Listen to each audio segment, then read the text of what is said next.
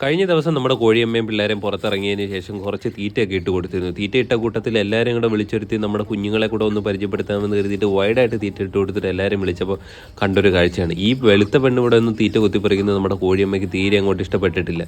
എന്തായാലും ഇവർ തമ്മിൽ നേരത്തെ എന്തോ അടിയോ പ്രശ്നങ്ങളോ ഉണ്ടെന്ന് തോന്നും. അതോടൊപ്പം തന്നെ കിട്ടിയ തീറ്റയെല്ലാം തിന്നതിന് ശേഷം ചിലരൊക്കെ ഇവിടെ പൊങ്ങിയിരിക്കുന്ന ചേമ്പും ചാടി കൊത്തിയിട്ടിട്ട് അതിനെ കൊത്തിപ്പറിച്ച് തിന്നുകൊണ്ടിരിക്കുകയാണ്.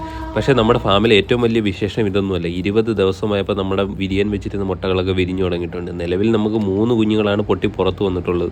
ഇദ്ദേഹം വിരിഞ്ഞിട്ട് ഏകദേശം ഒരു 3-4 മണിക്കൂറായി. എല്ലാവരും രാത്രിയാണ് വിരിഞ്ഞ് തുടങ്ങിയിട്ടുള്ളത്. കൃത്യം സമയം നമുക്കറിയില്ല. എന്നാലും ഇദ്ദേഹം വിരിച്ചിട്ട് കുറച്ച് നേരമായെന്ന് നമുക്ക് ഇദ്ദേഹത്തിൻ്റെ ഒരു ലുക്കും കാല് നിൽക്കുന്നത് കണ്ടാലും മനസ്സിലാവും. അതോടൊപ്പം തന്നെ തൂവലും നല്ല ഡ്രൈ ആയിട്ടുണ്ട്.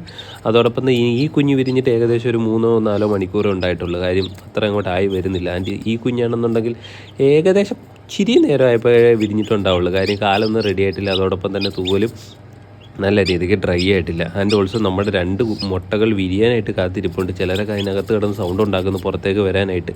കുറച്ച് നേരം കൂടെ വെയിറ്റ് ചെയ്യാം. എന്നിട്ട് അവർ പൊട്ടി വന്നില്ലേ നമുക്ക് പൊട്ടിച്ചു കൊടുക്കാം. അതോടൊപ്പം തന്നെ ഈ ഒരു മുട്ടയിൽ ചെറിയ ഞെരുക്കം നിങ്ങൾക്ക് കൂടെ കേൾക്കാൻ ഒക്കുന്നു. ഒന്ന് ടെസ്റ്റ് ചെയ്ത് നോക്കിയേ.